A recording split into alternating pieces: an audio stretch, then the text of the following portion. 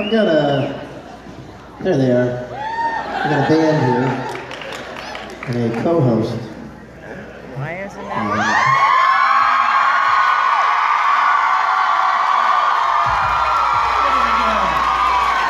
You're in Retreat Atlanta. We're not going to tell you who's up next. We'd like to surprise you. I'm not going to just tell Atlanta everything's going to happen, Robbie, because then where's the fun, you know what I mean? That's right. So Mark, bear with us. We're going to surprise you with a little something, okay? Thank you. Ladies and gentlemen, coming to the stage next, There we go. Mark Sheppard! Mr. What goes on in your head? Mr. Did you talk to the dead?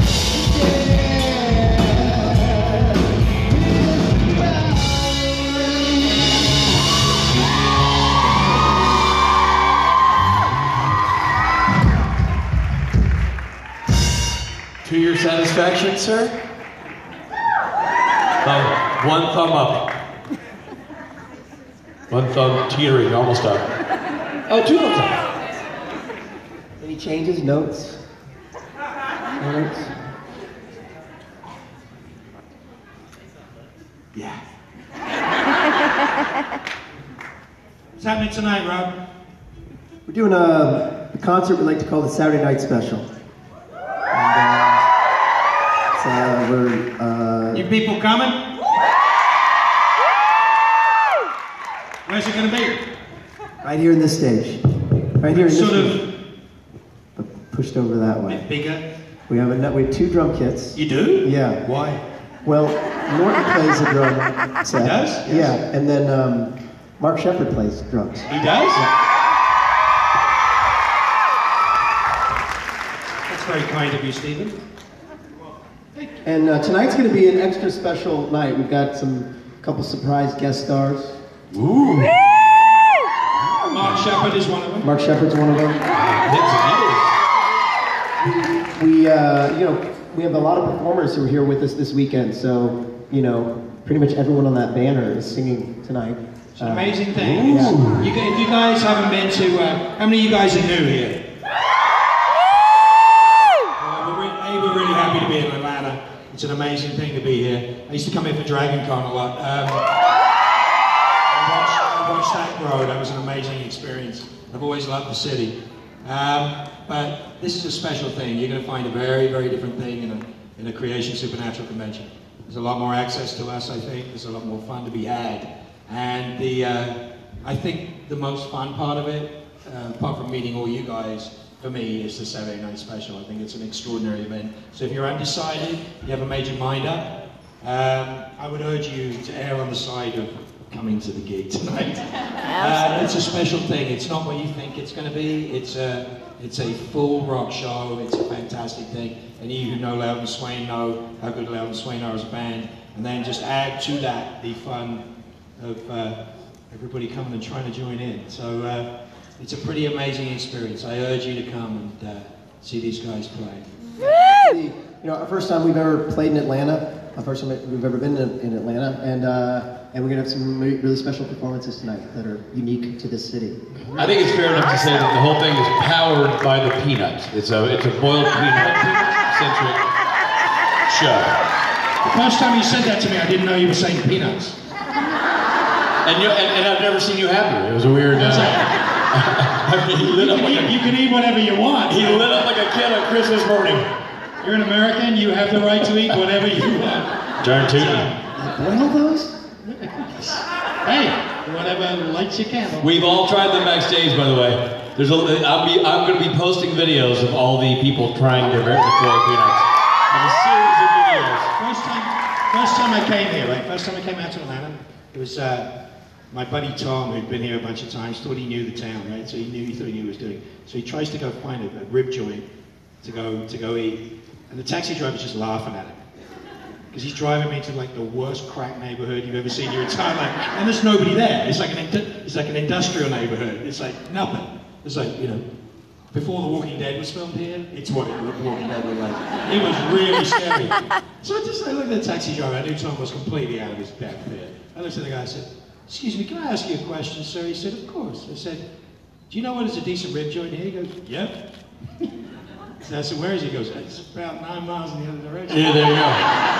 And I'm like, okay, take me there. So he took me to a place here that's called Fat Man's Rib Shack. It's one of my favorite places to go to. And the first night I was there, the band outnumbered the patrons 2 to 1. And I was like, nobody's ever heard of this place. What was the first question? First question I said, excuse me, ma'am, what do you have? It's late. So I was like, what do you have? She goes, well, we got ribs, we got peanuts. And I was like, and ribs and peanuts it'll be then. Have your rib and peanut platter, please. I came back the next day expecting that, thought that I found this tiny little place that nobody knew about. And it was a Sunday. Oh, forget it, man. Right after church, there was a line. Out the door, yeah. Absolutely. Typical Atlanta, great, what the South is all about. Two people were like, hey, you look like you're not from around here. I was like, uh-huh. I said, would you like to come join us? I said, absolutely. I said, you'll never get a table unless you come sit with somebody, so would you like to come join us? So I sat down and discovered true Southern hospitality and great food. So I love this town, it's a great town. Just freaking out, just like totally flooded Fat Man's Rib Shack. It is a great town, and I'm going to let this town enjoy some Mark Sheppard time. Ladies and gentlemen, Atlanta, Georgia, Mark Sheppard. Richard Spade! One Benedict! Loud and swing! I know, they should be worried. They sort of just leave me here with all that stuff. God, Steve needs to polish his cymbals. They're getting grubby. Look at this, finger marks. God damn. Ooh, toys. Ooh.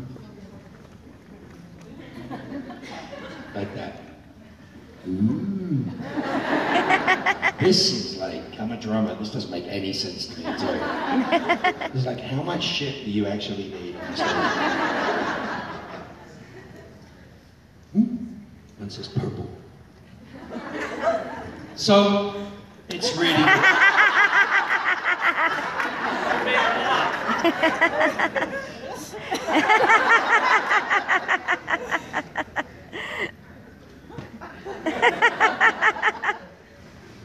It's all gone quiet. It's wonderful to be here. I'm really glad we got to come to Atlanta. And hopefully it'll just get bigger and bigger. So you guys are new, right? Hands up, new? Wow, that's extraordinary. Let me tell you a little something about creation entertainment events that involve these supernatural family, as we like to call ourselves. It's a different thing, it's a fun thing. You will make friends, whether you want to or not. You will have people all up in your business, whether you want them to be or not. You will have a wonderful time. It is a truly, truly spectacular thing. And if you're real lucky, you'll want to come back again. And that's the reason why we come, the reason why we're here, the reason why we do what we do is because of you. We like to be here, we like to see you guys. We know a lot of you, and even though a lot of you are new, and we feel very connected to you. You know, this is, unfortunately, this is a time when people have to go out and vote, people have to talk about that crap. And there's all sorts of other stuff going on, and all sorts of amazing things going on. But to bring it back to reality, and the reality of the right now, is I am always humbled and astonished by you guys. Truly, truly amazed. It's, this is the antidote. This is the opposite of what's going on everywhere else in the world. All the negativity and all the meanness and all the just awful behavior that goes on. The hate and the anger that is so prevalent right now on this planet. And I'm, you know, as I despair as a father, as an American, a newly minted American.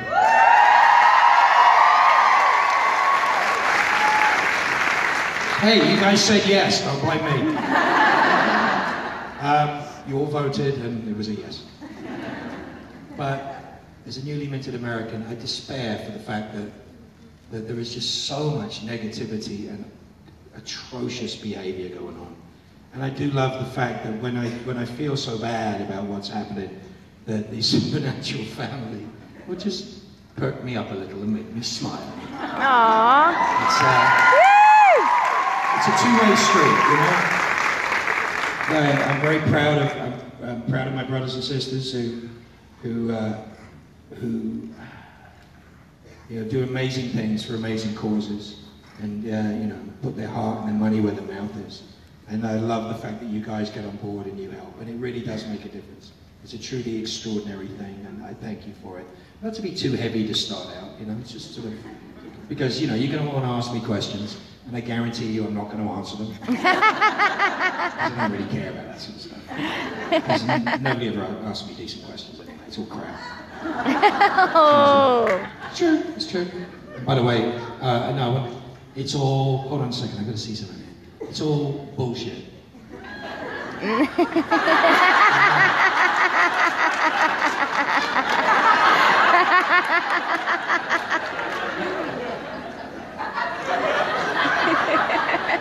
He's watching the interpreter.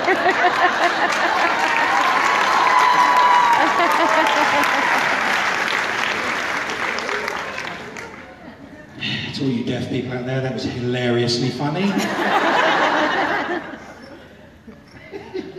I've been taught to curse by some wonderful, wonderful deaf people all over the world. There are little idiosyncrasies with different parts of colloquial sign language. And if you've got nothing better to do, ask a deaf friend how to curse in sign language. Of course, that makes sense. I never thought of that. You know, it's a fantastic thing. I learned some really filthy ones last week, which I can't do because there's probably people under 18 here. But, oh, terrible stuff. Terrible, terrible stuff. So, are you first? You're looking at a phone? You're that nervous? Here, let's make you more comfortable.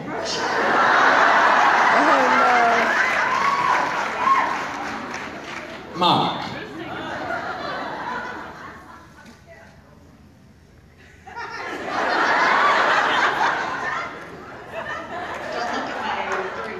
What were we going to say?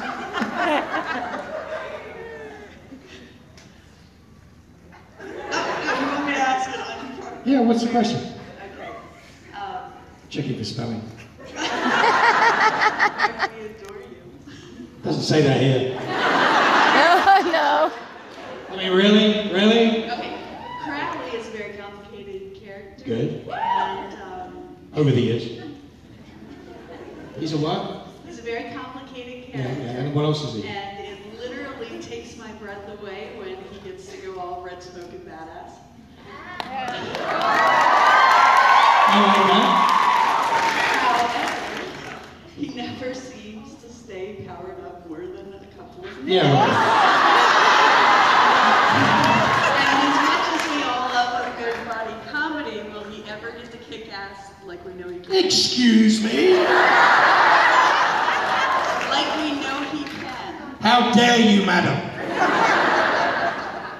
We know he can. Nice and deadening on the end of that. Well, we know I can. Well, let's put it this way. Who watched the episode?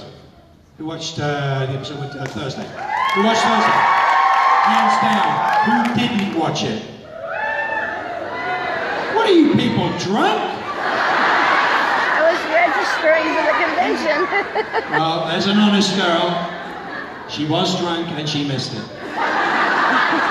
Guys, you don't go down to the bar if you don't want to know what the score is. What are you doing here? Oh, so your TV didn't work.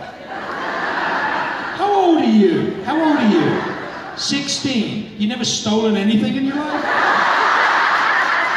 Good God, woman! This year's supposed to be the resourceful generation. You can't even steal an episode of television that freely streams. God! What do you come as? Yeah. Who? Who? SPNatl. Never heard of it.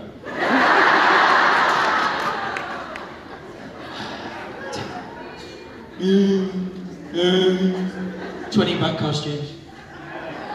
It's the only way people dress, you know that people only ever dress as Castile because it costs $20 to wear. You can't bother to go out and buy a decent suit. Why bother? I mean, really, why bother? What? No, it's because he's copying Constantine, but apart from that, it's fine.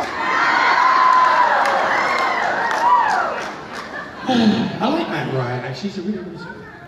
I love Matt Ryan, he's a good guy. What do you want? Okay, so Don't get me started. Who are you filming? You don't get to film me. What are you filming right now? My crotch? What is wrong with this town?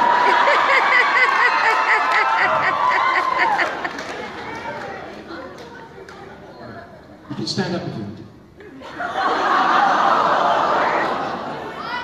okay, 2 years. It's alright, it's like talking to Ruth. 2 years ago at the Nerd HQ. You're going to ask me to remember something from 2 years ago. You're going to tell me, right? So it's not a question, this is just like a statement. So you were asked Oh, what I'm getting right. Who's calling? Hello?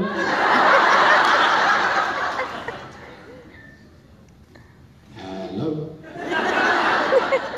Spam call. Oh, they hang up. Aww. Sorry, go on. Was it important? Yes.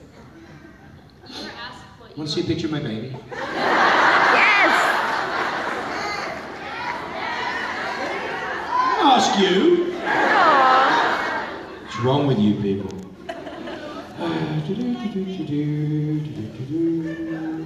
Oh, super cute. Oh.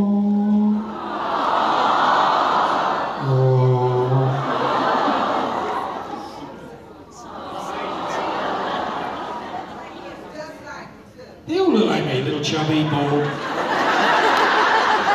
ill-fitting clothes. Sorry, did you have a question? Okay, what is it? You were asked what you liked about directing, and you didn't get to answer. I didn't? You didn't get to answer because Jared was being the 6'4" puppy that he is. 6'4", And, he's 6'5". Lies about his height. and I want to be a director. You do? You said you love directing, but you Don't didn't. ever direct anything that involves Jared Padalecki.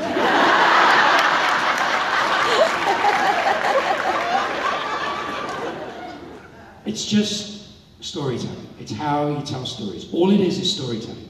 If you like doing it in front of a camera, if you like doing it from behind a microphone, if you like doing it on paper, if you like writing it, if you like dancing it doesn't make any difference at all. It's just the telling of the story. And, you know, two great quotes about directing that I was given before I directed was, one was, directing is answering 1,000 questions. That's all it is. And, you know, the other side of it is making a place where magic can happen. The idea is that you're trying to create a place where magic can happen, as opposed to trying to control something and make people do something specifically. You're trying to, you know, like herding cats, especially with Jared Padalecki. You're trying to create a place. You're giving a basis by which magic is possible to happen, that art can actually exist. But remember, in television, right? We made television. Television conspires against art completely. It takes 8 days to shoot a TV episode. It should take 10. They actually have to structure overtime to work. Otherwise, it would take 10 days to do it, or 9.5 days to do it. There is never enough time. There's never enough money. It doesn't matter how big the show is. And there's hundreds of people involved in getting it done, from the idea and the inception, the writing, all the way through the performance, the production. It's the pre-production, the performance, the production, and then the post-production, which is mind-blowing in and of itself. Because once you see the raw materials, you can question how the hell it ever became what it is that it became. Like you're saying you love it. Hold on a second. But you like the smoke and the eyes and all that stuff, and that was fantastic. And I was watching that amazing video that was up here before I came on, which made me laugh my ass off. Me and Bieber. It's brilliant. I love that. That's the storytelling that makes me laugh. But the idea is that, you know, to see Mark Malash and And those guys get excited about, oh, we're going to do your eyes, but we're not just going to do red, because we've protected against the red for so long. We're going to have them smoke and the centers will be a little darker. Right? People get excited by their jobs. We all get excited by their jobs. And that translates to I think, what am I trying to say? I'm trying to say the passion in it translates, and the audience sees and feels the passion. And without that, I don't think you can really love a show. It can be the dumbest little show, but if it's made with heart, and it's made with love, it tends to endure, and people tend to like it. And so when you're creating something for yourself, or a story you want to tell, please make sure it's a story you want to tell, and put your whole heart in it. And that's what you have to do, and you'll win every time. Awesome. Is that cool? Yeah. Woo!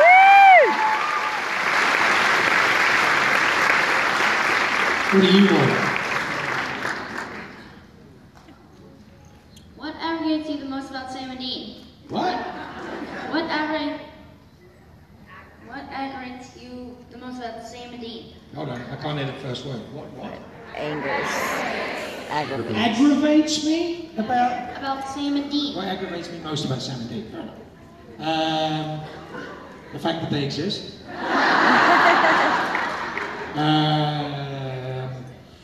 Let me see. What aggravates me? Height. Does your neck in? You know, like you're talking to me right now? That's what it feels like. But you can have great solace in the fact that you know you're at least a foot taller than Ruth. But what aggravates me about Sam and Dean? Honestly, I'll give you a real answer. That's a good question. If they just do what I told them to do, the whole universe would be so much better.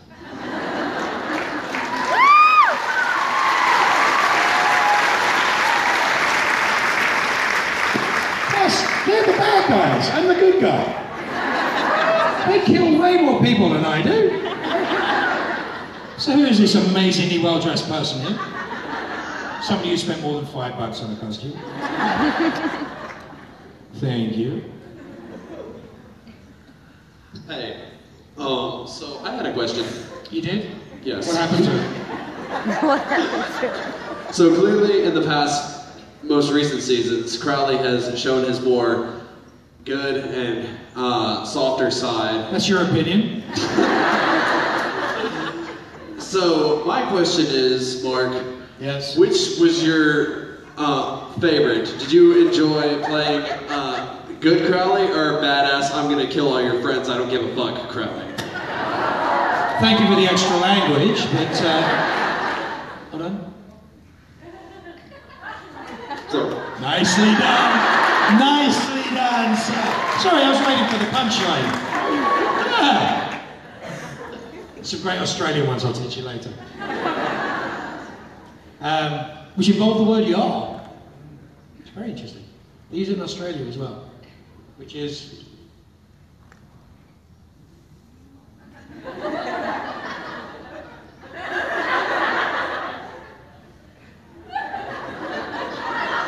F, U, and all your. Very southern, really, isn't it? Thank you. What was the question again? Something about something which to do did you with... enjoy playing more, badass Crowley or good Crowley? There's no such thing. I'm badass Crowley or good Crowley. It's just Crowley. It just depends on the circumstance, right? Yeah. Right? You'll learn eventually. Sorry? Hi. Exactly. Go. My question is, what was your reaction when you got the role for SPNatl? Want to go the role of Crowley? Yeah. Ah, crap. I was like, you know, as many of you know, there's a wonderful guy, well, mostly wonderful guy called Kim Manners. He was a person I knew for many, many years. He was a wonderful, curmudgeonly, brilliant man who has a lot to do with the direction and the way the SPNatl feels. Certainly.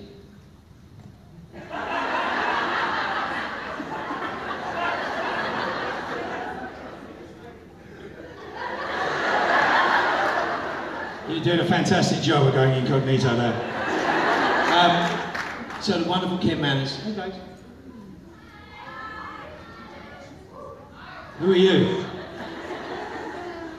I'm talking to the people who are hiding in the back.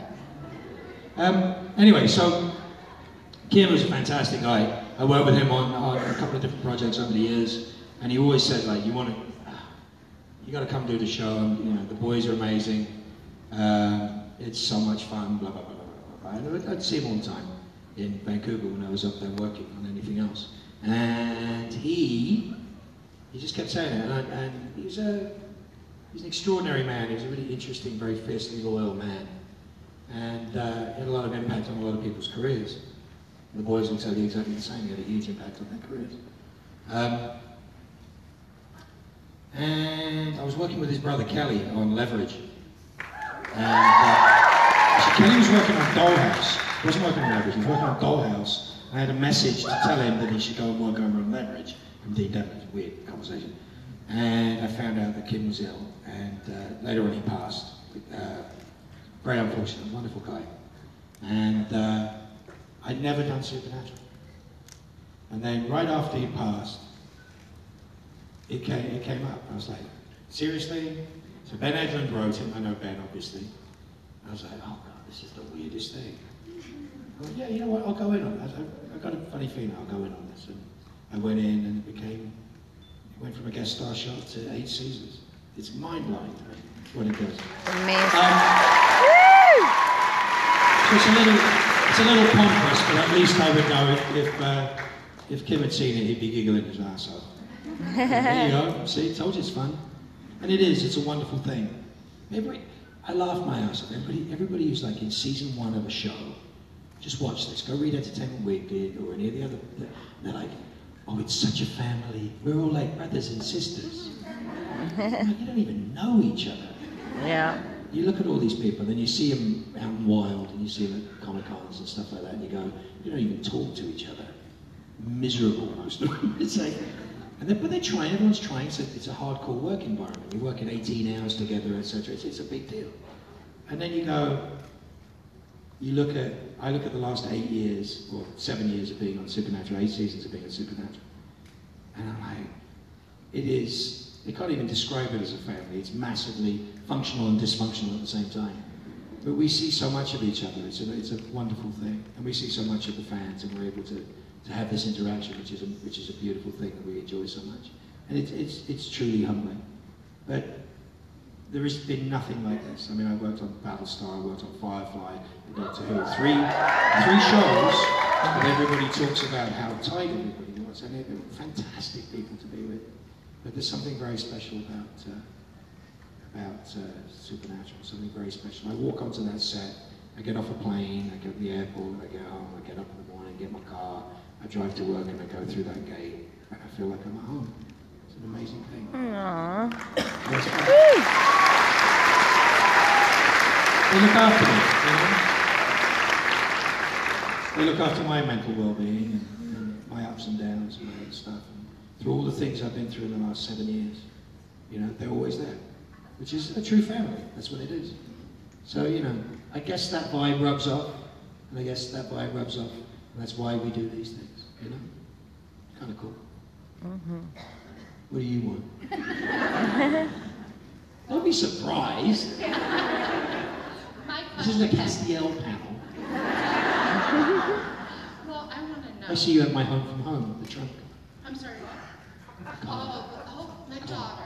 No, the She's car. got jerk and I got bitch No, because she can't. the car. Oh, the car. I'm sorry. I can hear you. Don't be sorry. I'm nervous. I'm Don't be sorry. nervous. I'm sorry. Nothing to be nervous about. Well, you're Mark.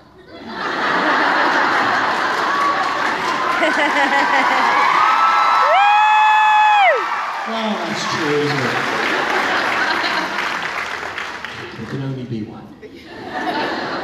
Okay, when you started off on Supernatural, you didn't have a beard.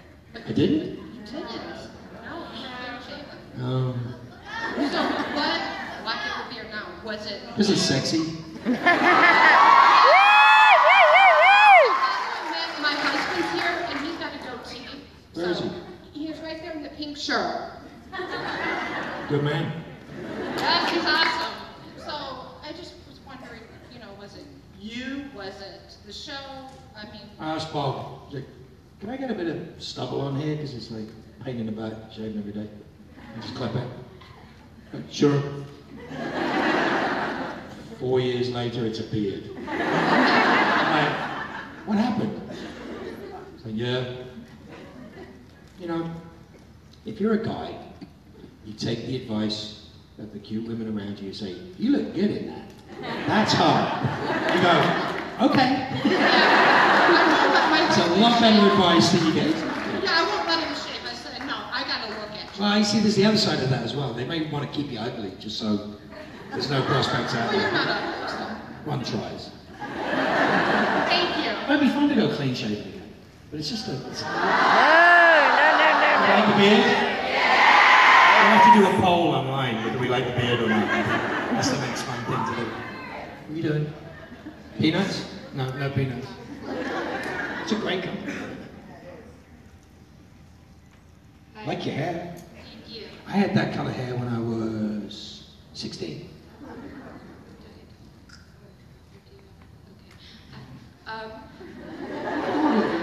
You just can't go walking with it.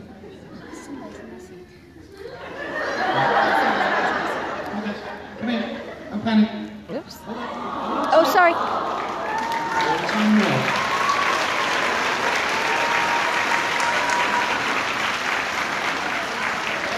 There will be a short intermission while we deal with that is real. Aww. Aww.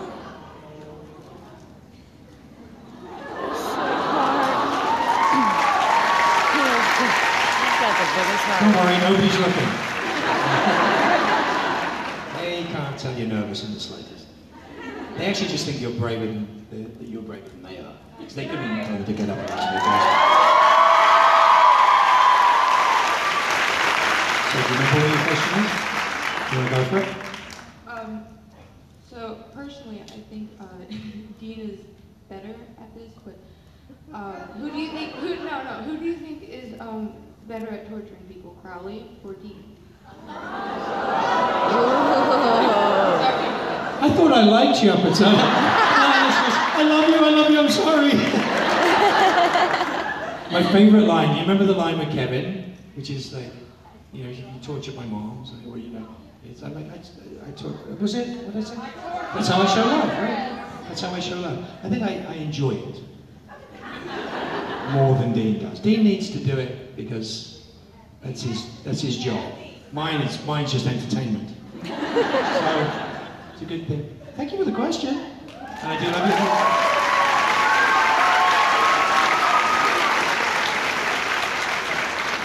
Yes.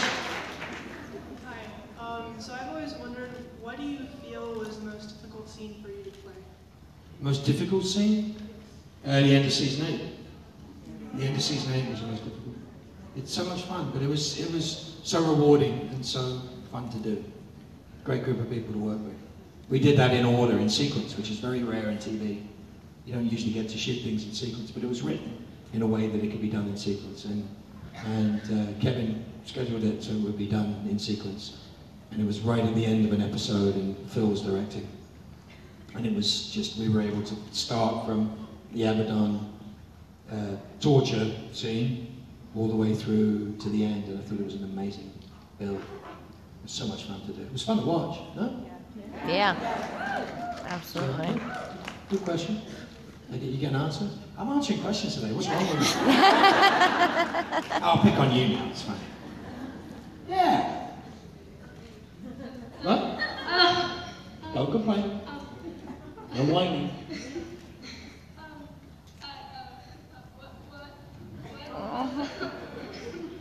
It's okay. Don't worry. We got all the time in the world.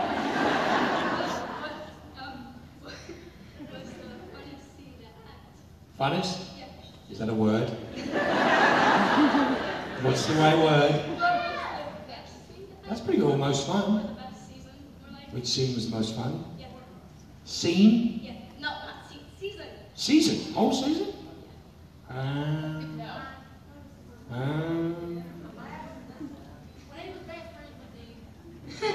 beginning, yeah, the beginning, the Demon Dean, the person. I wish that had gone on a bit longer.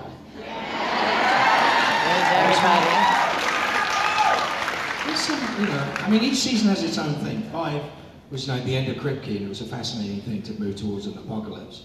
And then 6 was really hard because Sarah had to work out how to steer a ship round from an end back to a beginning. 7, it had some great standalone episodes. 7 was an odd season. Probably not our best, but it had some great episodes in there yet again. 8 was, I think, fantastic. I think that was Jeremy came back and it was just like, oh, angels and demons, here we go. And I think it had made a big difference to the show. So that 8-9 blend, 8-9-10 blend was really good. 11 was really, really different. And 12 is, well, for those of you that can be bothered to watch it. Yeah, I'm glad to hear that. How old are you? I'm 12. 12? Cool. When did you start watching Supernatural? I was like 10. See, that's the difference. It's like, in the old days, you could never see TV shows. When I grew up, you didn't get to watch TV shows in bulk, or go watch a season, or go get the DVDs, or watch it online. There was a show I used to love called Hill Street Blues, which was really, it was a cop show that was in, other cop shows are created as a result, and a lot of other television changed as a result of this show. The way it was shot, the way the characters worked, the way the writing worked. And I used to stay in on a Saturday night to watch it because I didn't have a VCR. You know what a VCR is? Yeah. And I didn't have a VCR. And it was on Channel 4 in England. And Channel 4 was a multicolored 4 symbol. It used to go blue, and then it was Hill Street Blues. And I used to stay at 10 o'clock at night, staying in on a Saturday to watch television. Terrible, isn't it? So you guys are lucky. So, what? You want something else? No.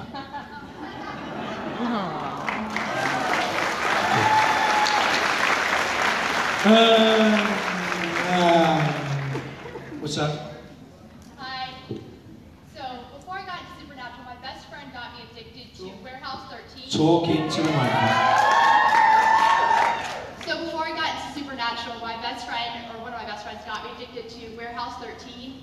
And I just wanted to know what it was like to work on that show, because it was pretty awesome. It was in Toronto,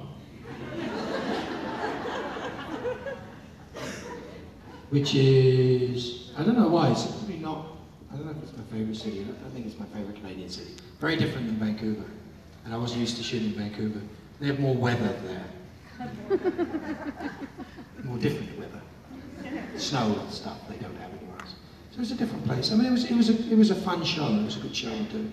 But yeah, I remember my first stuff was with Saul and CCH Pounder, so that was a lot of fun to do. They're good people. They were nice people.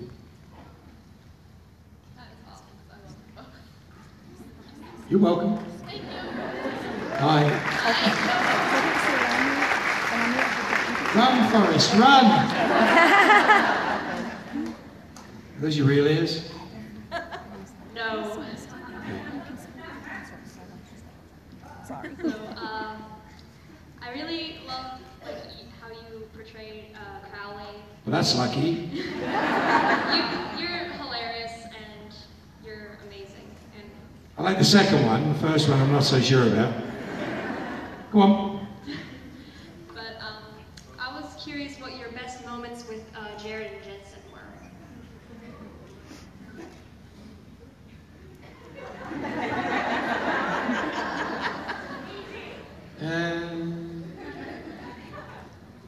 I don't know. It's, oh God. You know what? They're really kind men. They're very kind men. And they're a great example, and they are a lot of fun to be with. Laughing with them is fun. You know, it is. There's the weird moments. So if you look at, you know, you look at the pie moment in the EW shoot, that's us. That's what it's like. Yeah, you know what would be funny? We just do it. It's a lovely feeling. We get together and enjoy what we do. Sometimes when we're together, it can be really difficult for the people who are trying to control what we're doing. They sometimes will shout at us and tell us to shut up. But it's funny. It's always fun. They're just kind and generous people. And the set would be a very different place without that. It would be a very different place to go to work. Because I've worked with unkind and ungenerous people. You know? And you can do it and you can make your own fun. But they are inclusive and they celebrate people and their talent, which is a lovely thing to watch. And I think it's infectious. There are people who have come to SPNatl that I've seen since season 5 and they didn't have a good time because they didn't get it, you know? And they still make room for them and their arms are open wide and come on in and have fun, you know? It's like a big place to come play.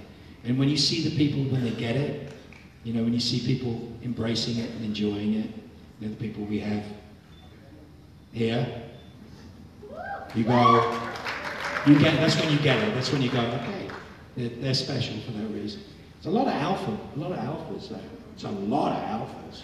It's the weirdest thing. It's not a normal place to go to work. I mean, everybody is an alpha. So it's almost like, it's like playing hacky sack 24 hours a day. It's exhausting on occasion. But everybody has their own spot, their own thing, you know? Their own moment, their own thing. Everybody's different. Everybody's good at different things. It's fun to watch. It's a big old soup. Thanks. Bye. Yeah. Hi, I'm Celeste. Hi, Celeste. You're the first person who introduced yourself. Where are you from, Celeste? Athens, Georgia, UGA.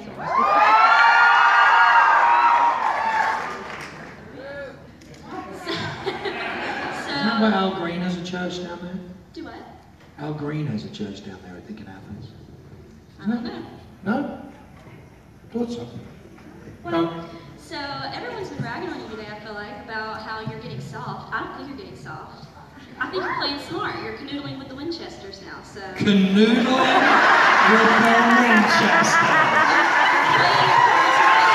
That's the name of your biography. That is absolutely the name of my biography. Not my autobiography. Someone else does.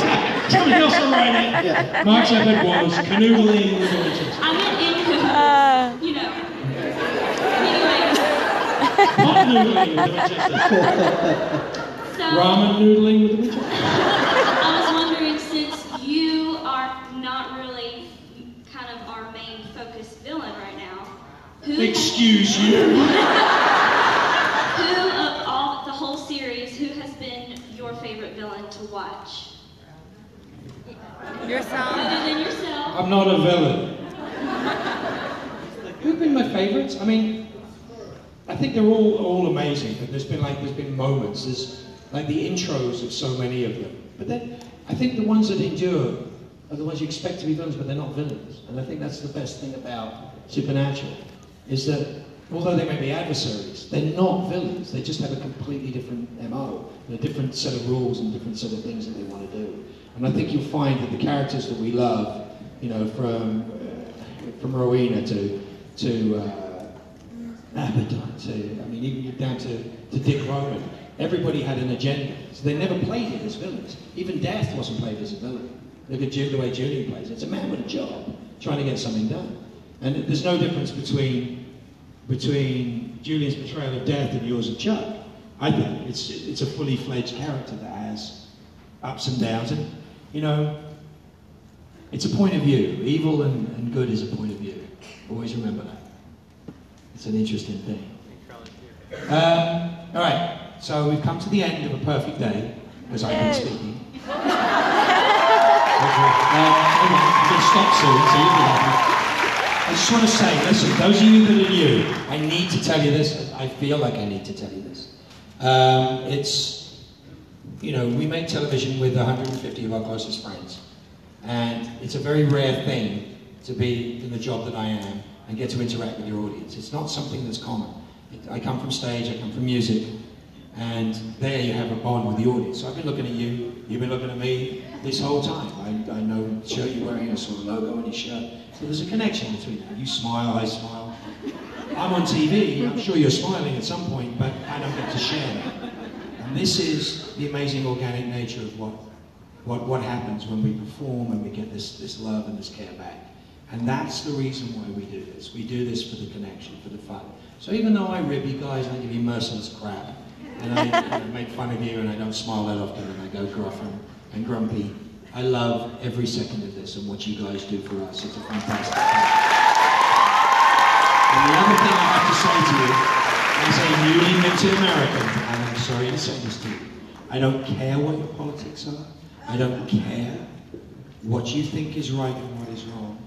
I, as a newly minted American, got to stand under an enormous flag, knowing what that flag means, knowing who's fought for that flag to mean what that flag means, knowing how hard it was for that flag to come together in the first place. And watched a man who's the President of the United States remind me not only what my rights are as an American, not an American citizen, an American. My passport says nationality, United States of America. There is no difference between me and you, whether you were born here or not.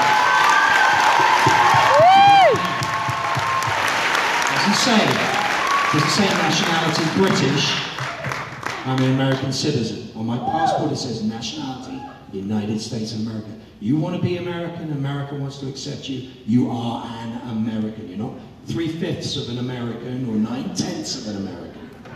Me and 5,000 of my closest friends walked through these doors together and we swore an oath to uphold the Constitution of the United States. And we swore that we would do what we were supposed to do, as every American is supposed to do. It's not just my right to vote, it is my damn duty and my obligation to vote. Amen. One more whiny asshole talking about how the President of the United States is responsible for the potholes outside their house. I'm going to go crazy. If you don't vote in your school boards, if you don't know who your representatives are, if you don't know what your positions are on everything that is on that ballot, you're idiots. You're allowing other people to dictate your life. In the only country that I have ever lived in that gives me the right to change my country. It's the right. I lived in England. Great country. Wonderful country. The country of my birth doesn't give me that right. I don't have a Bill of Rights in England. I have a Bill of Rights in America. The greatest country in the world. I urge you, whatever your politics are, whatever you believe, to not come from a place of hate or come from a place of ignorance, but embrace your fellow Americans and vote in every single part of that ballot that you are allowed to. Read what they are, read who's sponsoring every measure, look at every single issue. Take the damn time to do so. It is your obligation. Please vote. I love you all. Bye-bye. Mr. Crowley, what goes on in your head? Mr. Crowley, did you talk to the dead? Mr. Crowley. I love it, Mark Sheppard. Bringing it downtown. Got it like it is, Borja. It's not going to kill you to pay attention, Mike. No more excuses, Borja. I was listening. This is the year you clock in and participate. We're excited to see what you do. Atlanta. Oh, Atlanta. So much more going to happen today. So much more happening tonight. Saturday night special. Photographs, autographs, fun stuff. More people coming to the stage. More fancy, fun people that